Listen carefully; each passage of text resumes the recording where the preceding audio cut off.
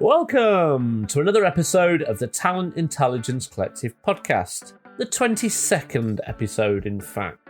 So, what's it about? Well, in this one, me, Alan Walker, and of course Alison Ettridge and Toby Culshaw met Jerry Hugh of Amazon.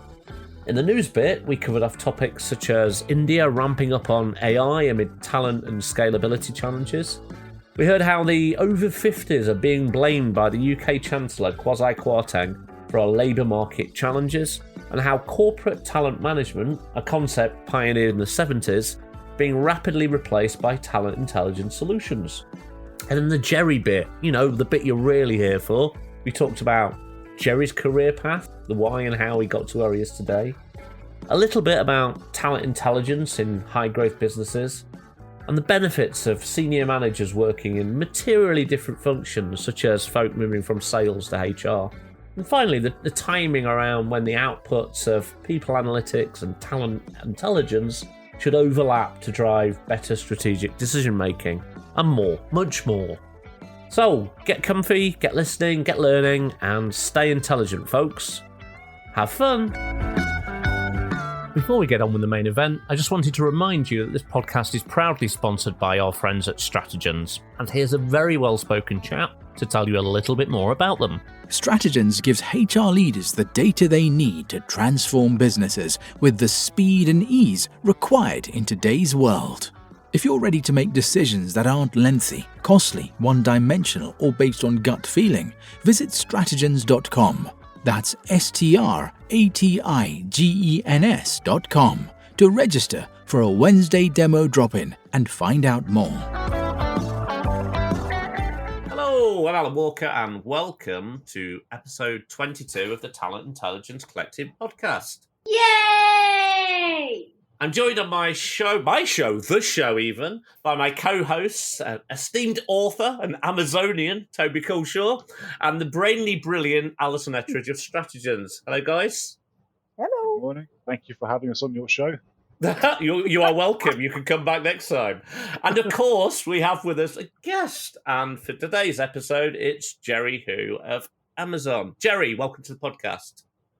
Thank you. Hi, everyone. Hello. Hello. Could you give us a quick intro about who you are and what it is you do, please, Jerry? Yes. So I am on the TA team with Amazon, Asia Pacific region. I just joined Amazon about 1.5 months. So probably won't touch so much on Amazon today of my sharing. But personally, I have about 12, 13 years, in the TA space, but also cross-functionally. I was started in business, did a bit of a, analytics, HRBP side of things as well. Very recently, I had about 3 years with the TI functions. I was building up some of the TI functions in large tech companies. But excuse me, I think have been a little rusty since I've gone back to TA for almost a year now. So, but I think, happy to share all my experiences doing TI and anything else that you guys would like to know. Yeah. Excellent. Brilliant intro. Thank you. And it's nice to have you on the podcast. We're all looking forward to hearing more about you and your work, Jerry. For any new listeners out there, quick reminder about the running order. In just a minute, I'll stare out of the window at the cold, grey, dreary UK weather, dreaming of sunshine and heat waves from the summer. But whilst I'm doing that, Toby will guide us through a discussion on some of the recent thought-inducing hot topics from around the world of talent intelligence. And then our interviewer extraordinaire, Alison, will be firing questions at Jerry about his views on talent intelligence. And then finally, at some point towards the end of that, I remember we were actually recording a podcast, realised we've overrun again, and quickly get my act together to close the show out. Probably in around 50 minutes or so, or an hour, but, let's see how we go. So, Toby, over to you. So, what's been going on in the world? I think the paper that I've enjoyed the most this week, or month, fortnight, don't remember when we recorded the last show. We'll go for that time period. There was a new paper out by the Josh Burson company. So obviously I've professed I'm a fanboy of Josh from the past, and obviously he wrote the pre-word for my book. So I'm a big fan of his work, and I think he's pushing the envelope in a lot of directions. And they did a paper talking about the talent intelligence and talent intelligence solutions and how it fits into. It's quite interesting because they're looking at how it fits into talent management and how they see a lot of the traditional functions around sourcing analytics, people analytics, workforce planning, retention analytics, bringing it all together with strategic planning, and that kind of being this centralized talent intelligence approach, and having a dedicated intelligence function within HR, which obviously, I'm fully aligned with. We've discussed in the past around centralization of intelligence, whether that's into a centralized HR intel function or a broader organizational intelligence function. But yeah, really interesting paper. Big fan of the work and where he's driving this. And obviously, the main thing is it's taking TI to the masses and the broader HR world. For those that don't know, Josh Burson company, Burson by Deloitte. So it's obviously a big name, big market, big reach. Really good to see kind of TI, more strategic side of TI, getting visibility and being pushed out into that broader HR sphere. Do you know what, you are funny. There's so many things that come up from that conversation. So the first is you can't remember when we recorded the last podcast, which is slightly worrying because you were the guest. So that worries me a little bit. And the second thing that worries me is that you managed to remember that Josh had written the preface for your book, but you'd forgotten that the recording for the podcast was actually about the launch of your book. Yes. So we need to make sure that all of that comes true and that everybody buys the book. But actually, I'm with you completely on this one. I love the fact that this is bringing talent intelligence to the masses, and actually genuinely talking about centralized intelligence functions that should sit at the core of an HR center of excellence. And I hope that will tie into some of the conversation that Jerry and I will have, actually, which is this kind of mergence of people analytics and talent intelligence. There's a bit of heads up there, Jerry. But yeah, I think it's really neat. But yet again, we've got another definition of talent intelligence emerging. So the evolution of sourcing analytics, people analytics, workforce planning and retention analytics. And I guess the bit for me that's missing on this is the wider application into the business, if you're using that as your definition of talent intelligence. But yeah, I love it. I think it'll be great. It'll be really interesting to see where he manages to take it to. Yeah, I'd agree. I think the kind of more commercial element of or angle of TI, so looking at competitor intelligence or corporate development or M&A intelligence, or that kind of more I use aggressive because I can't think of a better word at this time of the morning, but that more commercially minded side of TI, I don't think that's necessarily captured that side of things thus far. But having said that, it could just be hidden. If you think about the broader scope of talent management being, attract, retain, etc., an element of that is could or arguably should be disruption of talent pipelines and competitors. That is equally an element of talent management, if in the broader holistic view of it, in my mind. So it could be hidden within there in the subcontext, but I'd like it to be more explicit as well. I guess there's another point that's quite interesting in this is that Josh is talking quite rightly about the people who are broadly speaking his clients, which is the HR community. And actually, there's a bigger question, which is if we're talking about a centralized intelligence function, is an HR center of excellence the right place for it to be, or do you lose some of that commercial angle by it not being in a centralized intelligence function within the organization? I don't know. It could be just really interesting to see how it pans out. Yeah, I'd agree. I think it lends itself towards the HR COE and bringing together all the disparate elements of HR analytics at the moment, because we've got kind of talent acquisition analytics, pipeline management, we've got the HR analytics, people analytics, you've got TI, you've got talent management analytics, you've got all these kind of disparate functions around. I think it probably is more of a view of actually we need an HR intelligence function, bringing that stuff together as a holistic view. And TI is the name he's adopted for it, rather than the broader perspective of how some of us see TI. But your point, either which way, I'm just happy that people are talking about it, to be honest. I completely agree. And Josh, if you're listening to this, we're still waiting to get the date to have you on the podcast. So, no pressure. You've promised to do it, and it's now recorded. So we're going to get that date. Get you on talking about talent intelligence and primer. And at the Jamboree as well. Oh, good idea. Because alternatively, Toby's going to knock up a deep fake of you. So if you don't come along, Josh... Don't say we'll that. have our own version. Joking. We had a conversation about this earlier. Deepfake is really, really difficult, and none of us are bright enough. Particularly not me. Let's be honest. It's also illegal, so let's just kind of skip over that bit and say we're not going to do it anyway. Josh or anyone else, we're not doing it. We're not. Absolutely. No. Exactly. Barack Obama is not presenting at the Jamboree. If you see Barack Obama there, it is not a deep fake. It will be legit.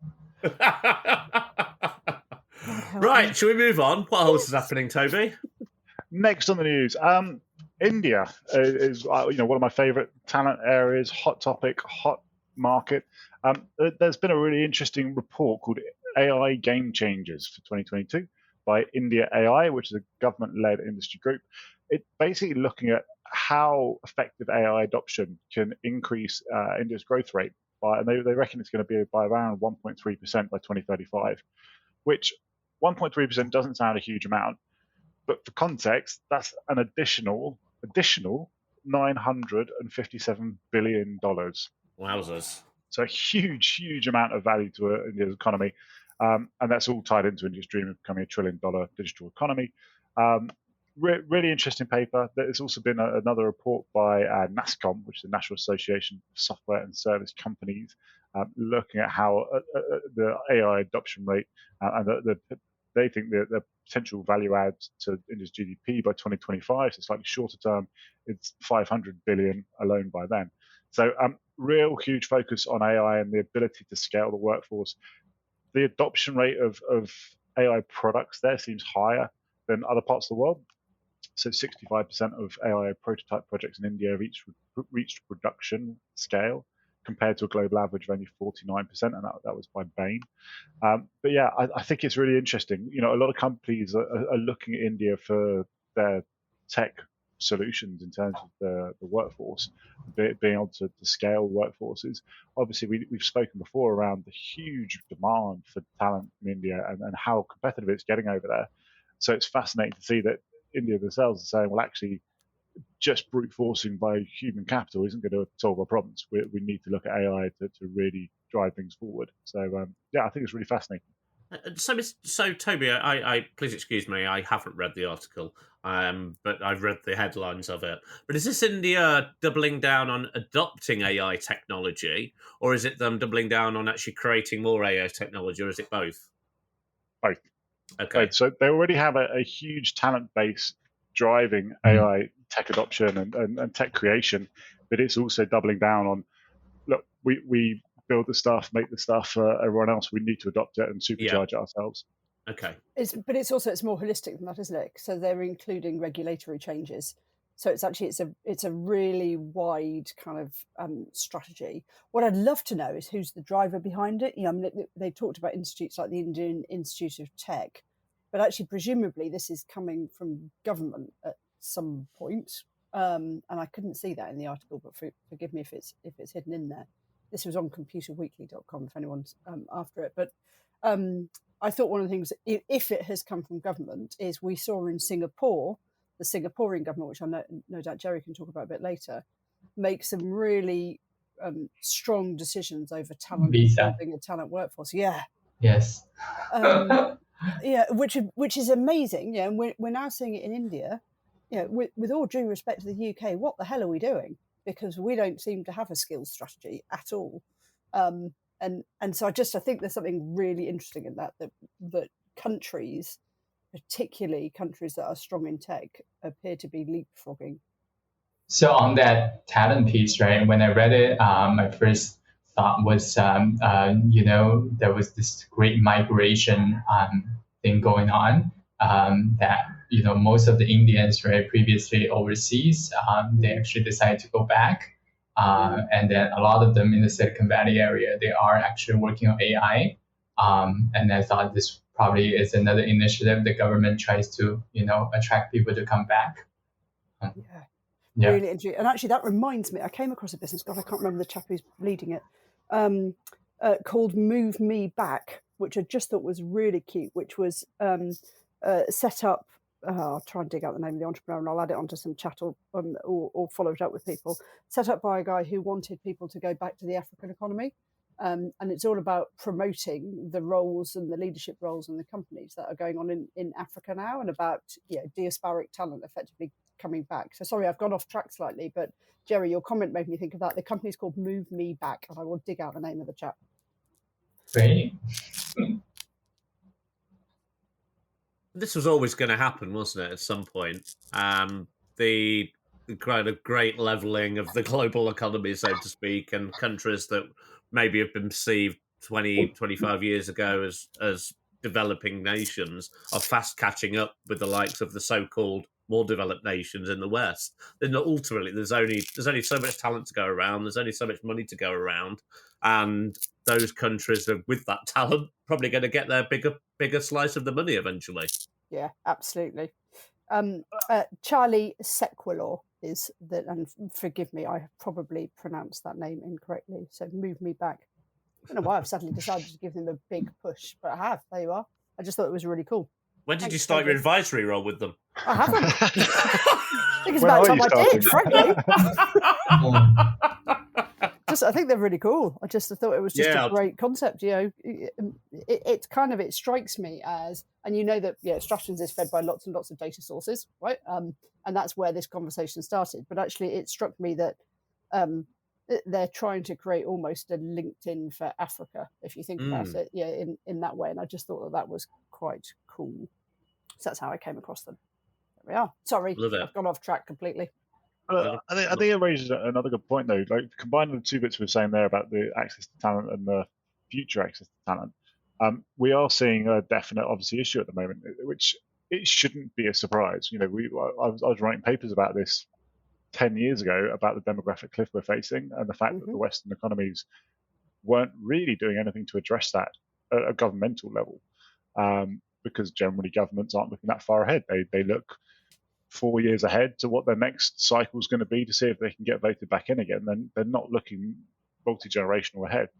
And we're seeing that really play through at the moment, where more and more economists are saying, well, we don't have the human capital, the number of people to actually be sustainable in a lot of ways in the West at the moment. And you're looking to other geographies, Japan, massive aging population, UK, massive aging population, Germany, massive aging population, US, massive aging population. We just don't have the youth population come through, and we've been so reliant on immigration, and yet we're making that harder and harder. So I think you are going to see a big shift towards, Joe's putting Southeast Asia, Vietnam. I think we're going to see a big shift. I think to Africa, I think Nigeria, you're going to see a huge push. I think there's such an educated population there. It's really driving through. I could see a lot of other hubs really pushing through in the next few years, where they do have this big, well-educated, multilingual, highly skilled young populations that can drive industry and tech and growth forward for the next 50 years.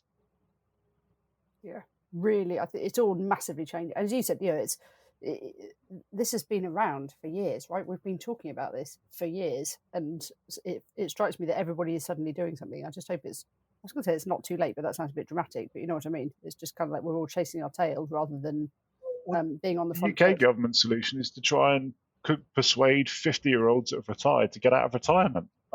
That's not a sustainable plan. No, great link to the next set of news, Toby. It is. I should become a radio host, shouldn't I? So there's a new report that's come out from Microsoft that's looking at younger demographics and looking at about what the situation is. They're using the Great Resignation as a term, and they're also chucking in Gen Z and millennials, which I'm not a fan of these labels of generations, but broadly speaking, people are still looking to lift and shift their careers. Main reasons is learning, is that they think that they have to leave to continue learning, and developing their skills, and 55% saying they leave for that reason. One that was really interesting that stood out to me, though, was 73% said they'd stay in their jobs if it was easier to change roles internally. And I find that one fascinating because it's been a bit of a bugbear of a lot of TA functions for most companies I've been in, where we have these weird artificial rules around internal mobility, saying, you've got to be in the role for 12 months before you can apply for another job, 18 months before you can change jobs. You think, well, you don't have to externally. Somebody lands in a job 3 months in, it's not working out, they'll just go and move something else. So I think we're going to have to really catch up as companies to say, actually, we've got to enable much more frictionless talent movement internally, and allow people to stretch and grow and develop in a much more fluid way. I think the friction points we have internally at the moment, it's just going to see attrition rates rising if people aren't seeing that growth in career. And that ties back to the comment over Joss saying actually it needs to be more holistic, right? You need to be looking at your internal and your external data in a different way in order to make some sensible decisions about how you reshape your workforce. Absolutely. And I think there's some really fundamental things, and Alan, this is falling very much into your sphere around the HCM and the tech stack for HR and the visibility of skill sets within. I've worked in many companies where technically the HCM platforms have the ability to have talent cards and talent profiles, et cetera, but adoption rate and usage rates have been so low because no one sees the value in it. No one sees the throughput. Whereas, filling a LinkedIn profile, you're going to get recruiters tapping you up, you're going to get job opportunities, etc. So I think we need to get better at that internal talent management, talent mobility, talent attraction, being able to headhunt internally. We need to get as aggressive internally with our internal population as we are with that external world. Oh, absolutely, 100%. And I think the organisations that are tapping into that internal pool have quickly realised exactly your point, that people don't keep those things updated. So you have to somehow bring in what people are doing externally into your internal systems. And things like Eightfold are helping with that, and other such tools where you're not reliant on the individual to be updating another system or an internal system when they're probably looking externally if they're looking for their next move. So there's ways and means of doing it, but being reliant on people keeping things up to date just isn't the best way. And I thought, Toby, you were going to link straight into the Kwasi Kwarteng article, and then you went somewhere completely different, which completely threw me then. I could. That was the other bits of interest in case we wanted to break glass and have time. But yeah, absolutely. It was. I was going to jump into that Kwasi article about he's shifting all the rules to drive those over 50s. The UK economy is just a mess at the moment, isn't it? Let's be honest. We don't have enough people in the workforce. We've got a long-term sickness that 350,000 more people are becoming active due to post-COVID and long-term sickness, etc. NHS waiting lists. It's not all COVID related directly. It's the indirect impact of the lack of treatments, lack of operations, etc. during that period. So 350,000 out of the workforce. Kwasi is keen to try and plug that gap by making it harder, basically, for over 50s to have part-time work, and it's basically the threshold at the moment is 9 hours to be part-time. They've increased that to 12, now it's up to 15. So it's trying to drive people into the workforce and to get more people back out there and working. I'm not convinced personally. I think there's, and we've discussed this before on the pod, I think across most industries, age discrimination is still rife. I think it's still one of the biggest issues we don't really discuss from a DE&I perspective. And I think over 50s, there's been many papers about how hard it is for somebody over 50 to get a job and to get employment, particularly if they're looking for part-time employment. So I get why they're doing it. I just can't see it really pushing and being a hugely successful thing beyond the fact that, we've got such a cost of living crisis. People are going to have to pick up more work to cover the bills, and whether it's a choice between heating or food, they're going to have to get out there. So, yeah, I think it's an interesting time in the UK. It's a bit of a stick approach and not a carrot approach, isn't it? And I'm not sure that ever works. Absolutely. Do you think the UK might adopt some new visa policies like Singapore, Australia, Canada recently? So now they have adopted a new scale-up visa, haven't they?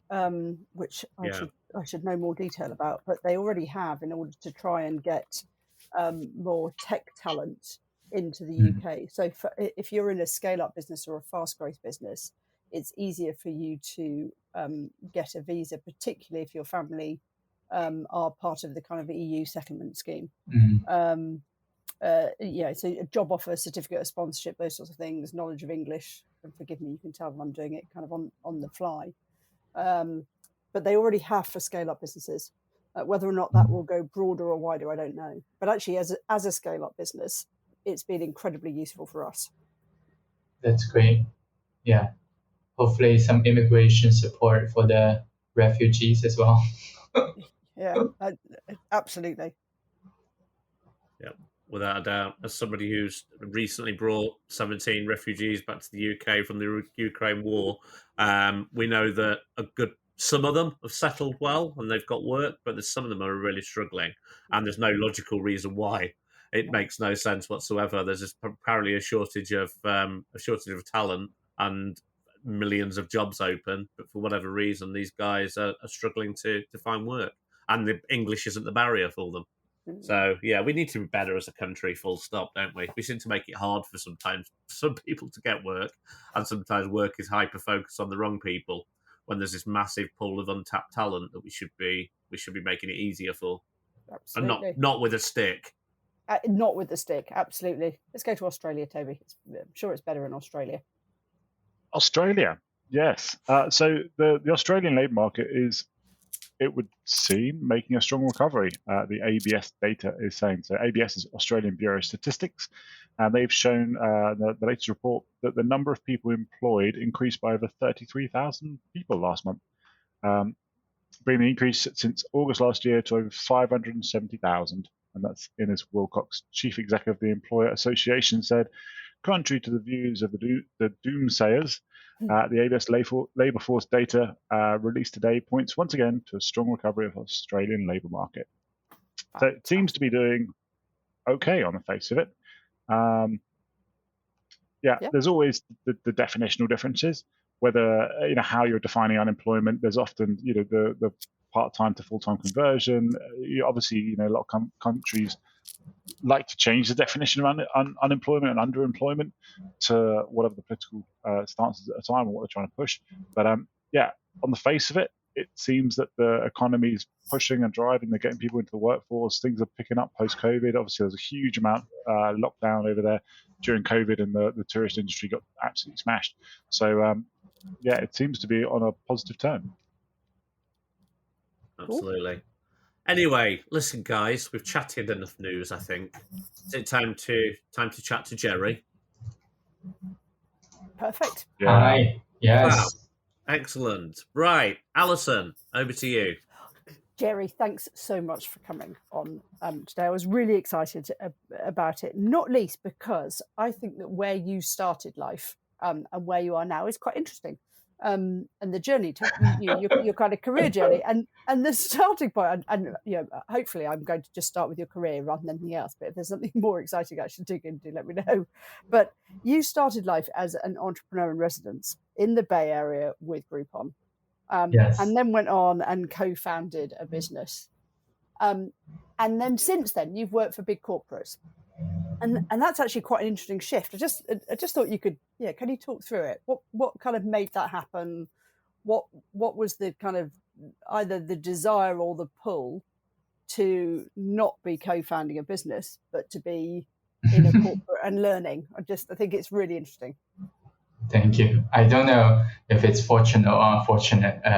So how I got into recruiting, like I think many people out there, is like a happy instance. So it kind of ties back into my personal journey as well, so I had a sort of growing up kind of juggling between three countries, China, Japan, and US. When I sort of finished grad school, which, was when I took a gap year to do my kind of own thing. It's a high-end Groupon business I was trying to do. I went back to kind of China for traveling, and then trying to see, if I would be able to find a job in the rising economy back then. and then just run into a kind of a headhunter, and then he offered me a job. So it all started from there. Yeah. And I was like, why not? Yeah. I think most people do that. Isn't it funny? I don't think people come out of university and go, right, I'm going to be a recruiter. I think it's just most people sort of fall into it, and then kind of grow and evolve. But what's interesting, I think, in your case is that you grew from that and then kind of morphed into much more of a business partner role, which you alluded to earlier. So you get the kind of business side of it. Again, what was a typical search consultant would then go in-house into talent acquisition, but you went a different route. I'm just interested to understand whether that just happened or whether it was a decision that you made. Sure. Yeah. So I had a reflection myself as well, right? Quite recently. So I kind of categorized myself quite versatile. That's a word I would use because I worked, across a few functions, starting business, the TA, did a bit HRBP, and then TI analytics related, and then also worked across few stages of organizations, which at this point I find it more and more valuable. That I've worked, angel stage, seed round, and a bit more mature companies, hyper growth startup, and then legacy companies, 100-year-old. And then when I come back to some of the HR practices and fundamentals, it just gave me a much different perspectives when I look at just talent acquisition as well, to be able to have this long-term strategic approach to things. So how I started, it was it's kind of a bit of a happy coincidences. I think part of it because my personality as well, I think is that if you have a little bit Californian kind of thing in me, quite chilled, casual. So it's usually like one thing led to another, having conversation with the future manager. And then they were like, oh, I got a job for you. Why don't you give it a try? And then I'm, kind of presenting a lot on the Amazon leadership principle, learn, be curious. I'm a very curious person in nature.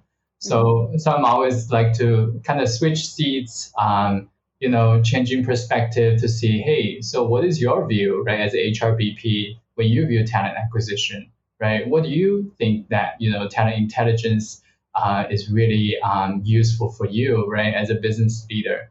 So this is really how I, made some transitions. Really, I don't think there was not so much intentional onto it, but at this point, I also felt like it ended up in a good way. Yeah. Yeah. I think that's fairly true, right? You've had a great career thus far, and I have no doubt that there's more to come. I'm really interested in that last comment that you talked to, which is, how is TI useful to you as a leader? Because I think that it's been such a nascent market that we have been telling business leaders how they can use it. And actually, there's a switch happening now, isn't there? Which is business leaders starting to think differently. What sort of responses did you get? So, I started this TI journey, right, with Alibaba back then. It was, so how I started the context was my boss, who was the head of TA back then. She said, the way we do things, right, needed to change, right? There are some of the challenges, first of all, that the talent that we want are simply not inside the country, right? We need to go beyond the border, beyond the disciplines as well, right? We need to find a creative way to do it. And then second is that, some of the skills, right, that we're looking at is also not existent, right? So it's not, it needs to go beyond just sort of a traditional kind of talent acquisition approach to things. We need to, utilize data, and we need to obviously always ties back, right, to how we are helping the business. But, making sure they also understand there are things that they need to compromise. There are things that's going on in the market they might not be, aware of. And I think this is quite common, right? If we all have been in TA for a while. It's always been like that. So this is really how I got started, and then I think it was surprisingly very well received in China back then in the Alibaba times. Maybe it's also because the culture inside it's generally more people move across functions. All our the HR practice at Alibaba is very interesting. It's all the CHRO that you've seen. They were previously CEOs. They managed billions of revenues, and then they were rotated. Right. I think a little bit similar to Amazon as well in a sense. Early days probably. Most of the senior leaders they have rotated just different categories of jobs, completely different from like sales to marketing to procurement to HR. So they bring in this, a very holistic perspective and always ties back to the business. So I think maybe it's because of that particular environment. So when I had that practice, that was really very well received. Yeah. And that's really interesting because Mars do that as well. So Mars move their senior leaders and their senior managers across disciplines, because actually the only way that you can really understand all of the elements that, if you're going to run a big business, right, you need to understand what supply chain is like and what it's like to buy stuff. You need to understand what it's like to get skills into your business. You need to understand what it's like to market to different clients. It's surprising that we still have. And in fact, with everything that we're talking about with cross skills and upskilling of organizations, that's still focused on kind of skills in a vertical rather than necessarily moving people around verticals. If you look at the growth rates of Alibaba, you look at the success of Mars, you look at Amazon, companies that do things differently, it doesn't take much for you to go, actually, there's some logic in this. Which I think is... Now, I listened to a podcast that you did that was called A Daffodil for Your Thoughts, which I just thought was just the most gorgeous title. A Daffodil for Your Thoughts, Making Talent Intelligence Work for You. It was an Asian version of you guys. It was probably more mature and grown up than we were, actually, if I listened to it. Sounds like a vast improvement. I was going to say, Alison, more mature and more grown up. It's a relatively low bar, to be fair. Certainly didn't think about doing anything illegal like faking somebody. But actually one of the things that you talked to in that, Jerry, was how to use data and analytics to support not only talent acquisition, but also talent management processes. So again, that ties into some of the conversations that we were having earlier. Can you speak to that? Talk to us a bit about what you were saying. Yeah, so how I was chosen to task to do it, right? It was coincidentally, I had a statistics background, so I'm a geek for technologies. I like to play around with a lot of softwares, so I self-taught myself with a lot of the Tableau, AWS products as well. Very early on in my days. So. But in terms of how it tied to the talent management piece, I've seen some of the examples, right, that I shared on that podcast as well, and then just to give a brief overview as well, is that so there just for Alibaba example, right, like Amazon, there was a time that. I think if you guys remember, that was quite early on that e-commerce market has been saturated. I mean, it is still right. It's just very much saturated everywhere else in the world. So the giants needs to explore new business models, and one area they are looking at is basically Amazon Prime, right? It's the videos, the TikToks, the musics. So, that was the time when Alibaba was trying to do it as well. But then, and then they started to hiring internally, basically all the movie directors, the actors, the script writers. And it was just literally, it was a disaster because they would never be able to work with engineers. And then, the engineering culture is still very much, right, the core part of Alibaba, right? Mm-hmm. So that was the dilemma, right? Basically, whether you call it talent acquisition, talent management, it touches upon, I would say, the end-to-end cycle of talent. is that we're just not able to, attract the right type of talent, retain them. The actors and movie directors, they find, oh my God, it's like, I cannot do this survival culture, right? I don't buy in your performance rating. I don't need to come to the office. I like to wake up 3 a.m. at night and start writing because that's my creative times. The whole thing was not going well. So that's why, the project like that, that back then, me and my team, we kind of, took a step back, take both qualitative and quantitative approach, right, to look at, what is the root cause, and then what is the sort of the root challenge and problems we're trying to solve here, right? So one kind of the company, the model company that we targeted was Netflix, because everyone, I think if you ask Amazon Prime today, right, they aim for that success. That was just out of nowhere, and it was just so successful in this entertainment media digital business.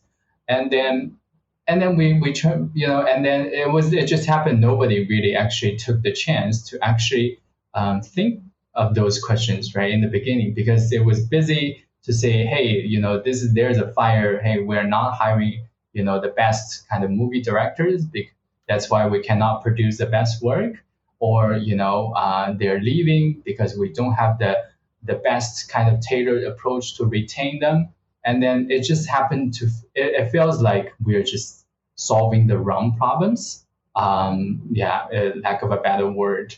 And then this was, the business failed it, and then nobody really addressed it.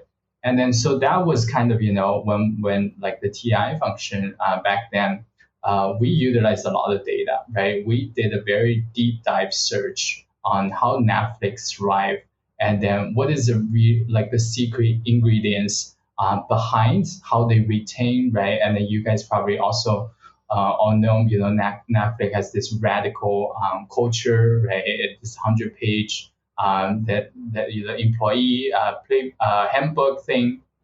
And then would this really work in the Asian context? Would this really work in the sort of a engineering culture context? And then the answer was no, right?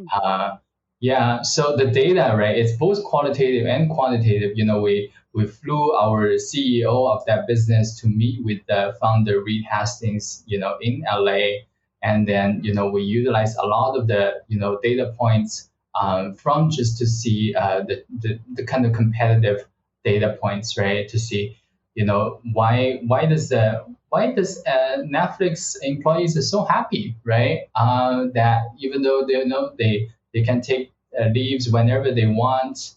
And then we found out, right, the root answer here is the core of Netflix culture is just, it is not that much of tech, right, in the sense, because the founder himself, wants to create the best creative piece, right? And this is, to be honest, also a dream for all the creative type of talent. That is the fundamental difference between the engineers today. And then the creative talent, the only way they can do it is to collaborate with the best of the best in that industry. And then Netflix provided that environment, right, to connect with them. So the best writers, best actors, best producers, they're able to brainstorm and then work together. So, even though you can take away all those fancy policies, they will still stay, because for creative people, they just only need to succeed once, right? So a lot of, I think, when I'm narrating this, a lot of these things actually we were backing with tons of interviews. We utilized systems to collect those data points, that the attrition, right, attraction from the competitive side as well. And the decision was really great, right? Ended up, it was actually, so our CEO changed the business model completely. He said, hey, I'm going to stop hiring people anymore. I am going to change my business model from hiring full-time creative people to just seeking partnership with the movie studios, with the independent, movie directors, with probably some people like you guys doing, an agency podcast, right? your own businesses, and then I'll give the resources, I'll provide investments if I do, but I don't want them to work for me because they don't fit in. It is not a place for them. So I always kind of use that sort of example to showcase TI does have a huge role, right? And then not just improving kind of operational excellences in many HR aspects, right? TA side of things, but also driving business decisions. Yeah, and just it again, it plays back to the conversation we were having earlier. The power of this is way beyond what we'll just call talent management. This is absolutely about making the right business decisions or not making the wrong business decisions, right? Which is really what it's about. Alibaba could have continued in that approach and completely failed, but they didn't. They made the decision that said there's a smarter way of doing this off the back of both quant and qual data, which I think is interesting. If we talk about then you went via Singtel, which is where you recorded that podcast actually, but you then went on to Doctor Anywhere, and this for me is interesting because I think there's something here about here is a business that is scaling massively, e-com marketplace, huge Series C funding. Broadly speaking, an Asian business, actually, I think I'm right in saying, rather than necessarily other. How different was it to try and include talent intelligence in a business that is reacting to what the hell is in front of it right now and growing at that speed? Yeah. So first of all, I had a fantastic time, right? I kind of regret it. I think the time was quite short. I mean, I invited Toby to meet some of my team members there as well, right? So I walked in the time when they were still Series B. But I knew a few months later, so the CEO and founder, we were kind of close friends.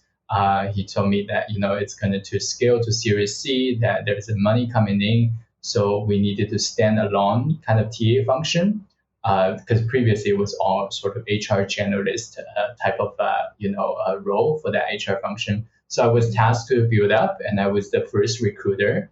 And then I kind of hired 500 people in a year. While building up the entire employee branding, systems, interview scheduling, all those but very, very basic primal type of things, because it's a startup. We don't have that much of a budget. But just that piece, and then I think I have a blog, right? I wrote something about, hey, do you think TI is suitable for startup? My own answer is absolutely yes. I mean, and obviously, it's any startup, right, wouldn't be able to afford a full-time TI function, let alone a person as well, in a lot of sense. But I think just the problems that in the startup that faces, right, those are really real world, hardcore problems, because every decision that we make, it impacts on whether we will survive tomorrow. It's not, it is not as simple thing. Hey, I'm a bit like Amazon, I'm a big corporate, Alibaba. I can have the luxury to try out. With startup life, it's not like that. It is, it's you have to be very strategic, right? Your approach to set up your engineering hub. What is the most cost-efficient way? The current workforce, we had a hub in India. It was not working out. Where do we go next? Vietnam, Eastern Europe, Indonesia. What is the most urgent number one thing that you need to solve for recruiting? How do you, plan your recruiting, your talent efforts, and to answer the investors as well, right? Investors are eyeing on the hyper growth startup because talent is a huge, thing. And then it is on our financial, some of the reports that we generate as well. We always highlight. So how are we growing, right? Not just the business, but on the workforce. So I would say that TI is a mindset. That this it's even though sometimes it doesn't have the luxury to build up that function, but that mindset should never, kind of compromise itself, right? It's if you just you have to you need to use that kind of mindset. You need to use your tools and your weapons, which is the data that you have, right, to be able to have that leveling conversation with the founders, with the CEOs, and they actually it does impact on their entire business strategies as well. Yeah, Um, yeah, and I love that answer, Jerry. And it's unusual for me to do a plug, but I'm going to do a plug. We've just written a white paper about how Yeah. to use talent intelligence in fast growth organizations, because I think that particularly actually the investor base, the private equity businesses and the VCs should be insisting in any hyper growth business that there is an element of talent intelligence that says, how do we do this the best we can from the start? Because actually, once you get onto the treadmill of we just need another 100 people, we just need another 100 people, we just need another 100 people, Yes. you've lost the opportunity. Exactly. And then another comment from me is that, so when I reflected back, right, I think this is some unique about my own experiences as well, is that when the request come in, hey, I find now it's my time to have a CFO. Now it's my time to separate product from engineering. Those are I would say if you ask a typical TA person, they wouldn't be able to say no, it's not the right time. Yeah. Because you need that sense to be able to quickly feel, hey, is the organization readiness? And then I think it ties everything together. It ties the business aspect of things. It ties the overall HR length of things together. That I would say yes, we are ready for a CFO because we have been in Series C, but our our claims are still on paper. We don't have an ERP system, and our investment director is acting as our CFO, right? And we need to separate our product from engineering today because we need to be a product-led company, and then we rather than do it sooner than later. And then there's always this timing tied to it, right? It's not in the very early days. If you're a Series B, you start hiring a CFO. A lot of the time, the CFO will get very bored because there's not so much to do, and then they will only do very, very strategic type of things. So, and I think, right? I mean, whatever you call it, but I think this is TI, right? Combined into those, because it's definitely not just that hey, I want to hire 100 people. You help me do it anymore. It is that proactiveness, right? That thoughtfulness and insights that you generated and feed back to the business. I think that's the power of TI. So completely agree. And I'd love to actually kind of follow on with this conversation, probably on a separate one. Let's do a separate one all about fast growth, whether we, as part of TIC, I'm not trying to nick TICs, but actually I think it's a really valid point whenever we talk about talent intelligence, and actually typically when we have guests on, they're guests who are in big companies, albeit forward-thinking, fast growth big companies. But actually, unless you've lived and breathed that, oh my God, what is in front of me? This genuinely impacts on whether or not we're here tomorrow or not. I think it's really hard for businesses to understand that importance. It's all the blood and tears. Yeah, exactly. Yeah, there's a lot of blood and tears. Yes, and actually, it's important that we know that that's not just in Dr. Anywhere. That's in any business that's in hyper growth scaling. A couple more from me, actually. So, when do you think people analytics and talent intelligence should merge? And I don't necessarily mean as a function, but is it timing? Is it situational? Is it depending on the challenge? Just I'd love your thoughts on that. Oh, this question is very big. So I think I always thought that that talent intelligence, right, and then everywhere it has its own unique approach, whether it's sourcing, right, executive resourcing, business intelligence. So it does comes back to the challenges that we're trying to solve as well. I don't think there's kind of like a general statement, like one size fit it all, whether people analytics and talent intelligence should merge. each has its own, unique focus, and then it brings its own unique value. I think, but I do personally think that we should collaborate, right? If when I was heading the kind of the talent intelligence and analytics function, we had a separate people analytics team as well. And we collaborated very closely because it's just impossible, right? That you only get these external data, or you only get the data in the TA side of things, that you're not able to linking back to attrition, to performance, to talent management, to the employee health, right? So you need that integral data sets to begin with, right? That's how you're able to solve, a problem more holistically. Yeah. I love that. I just think that was really, and maybe then, so that leads to I guess my final question, which is, if you're in an organization right now that doesn't have a talent intelligence function, who should... I listen to your podcast, you always ask this question. Well, yeah, but actually I'm going to ask it a slightly different way for you, with you, because I think it's really interesting. So I was going to say, where do you start? But actually, let's assume there's nothing there. Who should set it up, and where do you start? I think I remember I had a discussion with Toby as well. And then he recommended, he said, hey, I recommend you to set up this is the first function you should set up in a startup company. Yeah, I just completely agree. But I don't want Toby's answer. I want your... Toby, no disrespect. I've heard yours lots of times. And Jerry's been great, actually. So, yeah, who should... who do you have the conversation with? So you're in this scaling up business. You go, actually, there should be some talent intelligence in here. Who do you have the conversation with, and where do you start? I'm not trying to sort of dodge the answer, but I kind of goes back to my point again. It does comes back to the stage of organizations, right? That obviously much mature ones, you have existing ones you can move around to help you with it.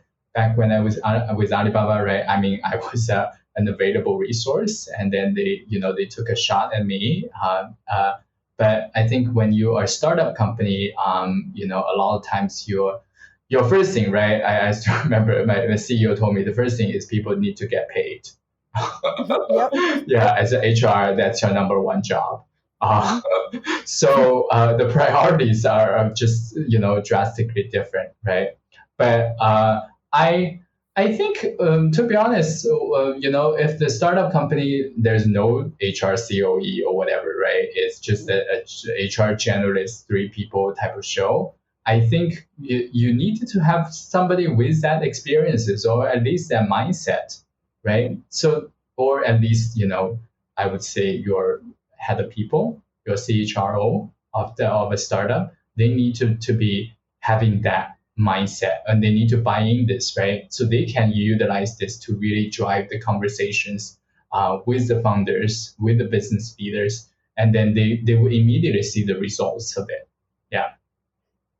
Toby, what's your answer? Oh, you can't ask me that after Jerry just gave that awesome answer. Ah. No, I think, we've discussed before that, I think the smaller the company, the more important TI is, just because I think it impacts so much more in terms of the scale of organization. I think you can get away with it. You won't get away with a bad location, bad hiring, bad strategy in big companies. It's painful, total cost, but your company will probably survive. Smaller companies, startup, you make the wrong call, you're in trouble. So I'd say, but massively biased, get it in as early as feasible, early as you can. I think if you're really small, and about Jerry's expertise, because I haven't been in a small tech startup or small startup environment, but I would imagine it probably wouldn't matter what function you're into, because it's going to be so scrappy that you're going to be able to get around, whether it's a CFO, straight into CEO, whether it's chief strategy or whatever. I don't think it would necessarily matter so much, as long as you're given the freedom to roam and the freedom of remit. Obviously, I'm biased, but if I had the dream, I'd probably go straight into whoever's in charge of strategy. So whether that's a chief strategy officer, straight into the CEO, whether it's going into finance, chief ops, whichever. I think getting into the strategic side of things from day one is probably where I'd look to go. Love that. Absolutely love that. And Jerry, we should congratulate you because you've just taken the new role at AWS. So congratulations for that. We didn't talk about it deliberately. We never do talk about current companies, but we should say hats off to you. Great role. Sure. Thank you so much. Yeah. Hope to get on your next episode and talk about AWS. Cool. Maybe we schedule something for 6 months' time. But folk, I think that's a nice segue to call time.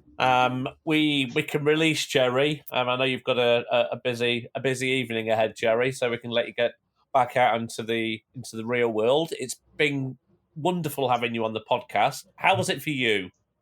Oh, it was so great. Absolutely loved the conversations, and thank you so much for having me.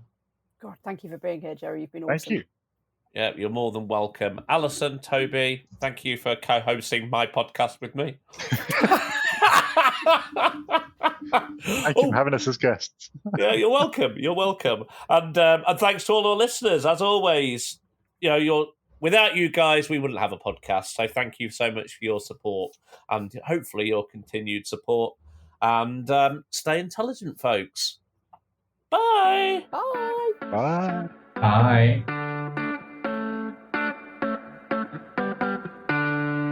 Thanks for listening. Before you go, I wanted for the last time to remind you about our generous sponsor, Strategens. Here's that posh chap again, telling you about their fabulous product.